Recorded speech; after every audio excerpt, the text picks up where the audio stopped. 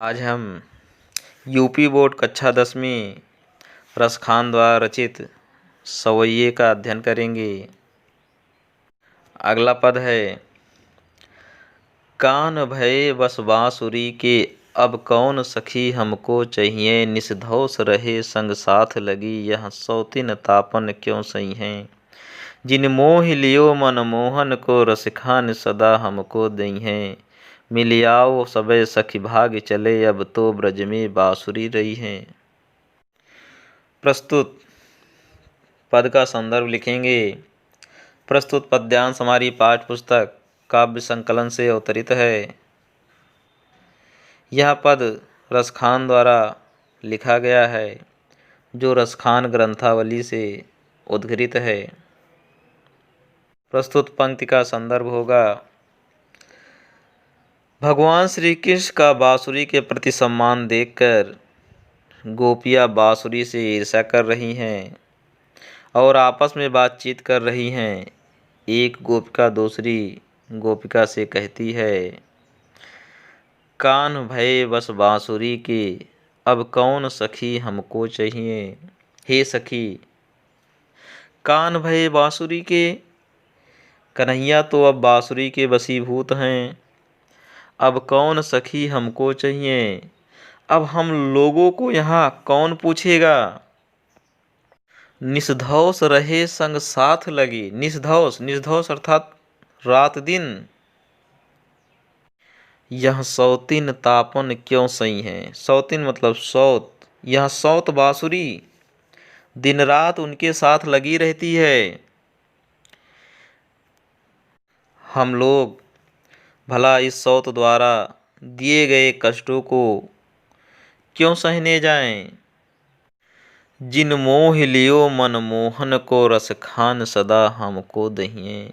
जिन मोह लिए मन मोहन को, जिस बांसुरी ने मनमोहन श्री कृष्ण को ही मोह लिया है, रसखान सदा हमको दहिए, वह हमको सदैव जलाती ही रहेगी। मिलियाओ सबे सखी भाग चले अब तो ब्रज में बांसुरी रहियो।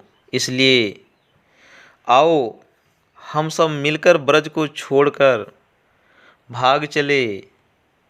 अब तो ब्रज में बांसुरी रहिए, अब तो ब्रज में केवल बांसुरी ही रहेगी। अब हम लोगों का यहाँ काम ही क्या है। अगला पद है, मोर पखा सिर ऊपर रखियो गुंज की माल गरे पर पहरियो। ओढ़ पितंबर ले लकुटी बन गोधन ग्वारन संग फिरोंगी। भव तो ओह मेरे रसखान सुतेरे कहे संग स्वांग करोंगी। या मुरली मुरली धर की अधरा धंधरी अधरा न धरोंगी। प्रस्तुत पंक्तियों में गोपिकाएं कृष्ण का वेश बनाकर उनका स्वांग रचना चाहती हैं। एक सखी उनके सभी प्रधान तो धारण करने को तैयार हो जाती है, किंतु ईर्ष्यावश बांसुरी को धारण नहीं करना चाहती है और वह कहती है, मोर पखा सिर ऊपर रखियो। हे सखी, मैं भगवान श्री कृष्ण के मोर पंख को सिर के ऊपर रख लूँगी, गुंज की माल गले पहनूंगी और गले में बनमाला भी धारण कर लूँगी। ओढ़ पीतम्बर लय लकुटी, पीतम्बर ओढ़कर लकुटी लेकर बन गोधन ग्वारन संग फिरूंगी। गायों ग्वालों के साथ साथ वन में घूमूंगी। भव तो ओह मेरो रसखानी सो तेरे कहे सब स्वांग करूंगी।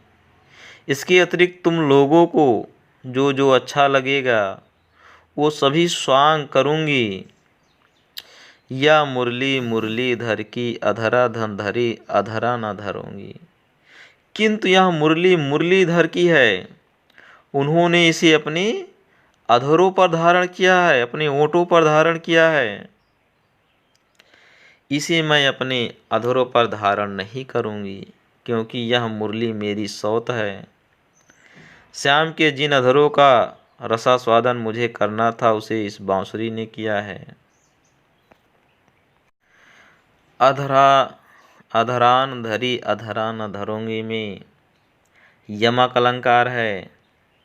अगला पद है गोरज विराजय भाल लयलही बनमाल, आगे गैया पाछे ग्वाल गाँव मृद बानरी।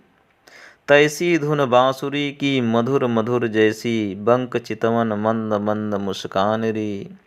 कदम बिटप के निकट तटनी के तट, अटा चढ़ा चाह पीत तट फैरान री। रस बरसावें तन तपन बुझावें नयन, प्राणन रिझावें वह आवें रस खान री। प्रस्तुत पंक्तियों का संदर्भ लिखेंगे। प्रस्तुत कवित्त हमारी पाठ्य पुस्तक काव्य संकलन में संकलित रसखान के कवित्त से लिया गया है। प्रस्तुत पंक्तियों में श्री कृष्ण के सौंदर्य का वर्णन किया गया है। प्रसंग में लिखेंगे। प्रस्तुत पंक्तियों में श्री कृष्ण के सौंदर्य का वर्णन किया गया है। गोरज विराजय भाल लयलही बनमाल। श्री कृष्ण दिन भर गायों को चराकर सायंकाल को घर लौट रहे हैं। एक गोपी उनके सौंदर्य का वर्णन करते हुए कहती है कि हे सखी, वह देखो श्री कृष्ण आ रहे हैं। और गोरज गोरज मतलब गायों के पैरों से उठी धूल। उनके मस्तक पर गायों के पैरों से उठी धूल लगी है। लहलही बनमाल और गले में लहराती हुई ताजे फूलों की माला है। आगे गैया पाछे ग्वाल गावे मृदुबान रे। आगे आगे गायें आ रही हैं और उनके पीछे पीछे ग्वाल आ रहे हैं। वह मीठी बाणी में गाते आ रहे हैं। गाँव में मृदुबान रे, और वह मीठी बाणी में गाते आ रहे हैं। तैसी धुनि बांसुरी की मधुर मधुर जैसी। उनकी टेढ़ी दृष्ट और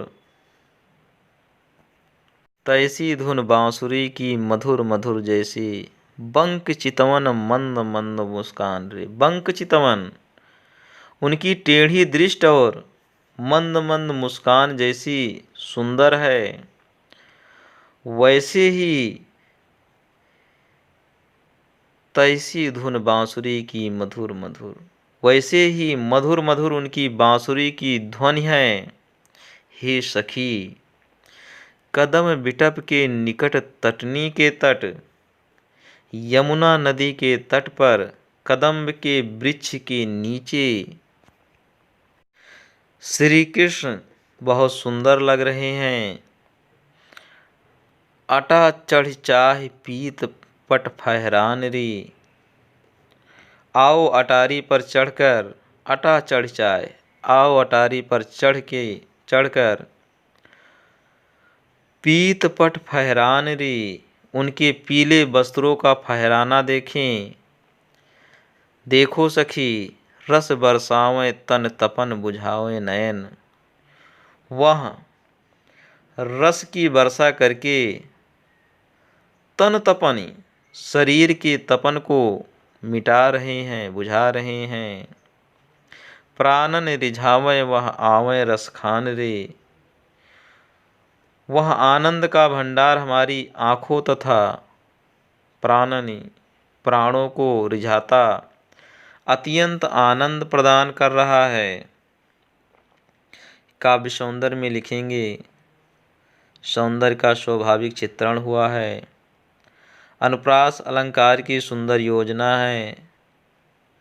रस श्रृंगार रस है। भाषा ब्रज भाषा है।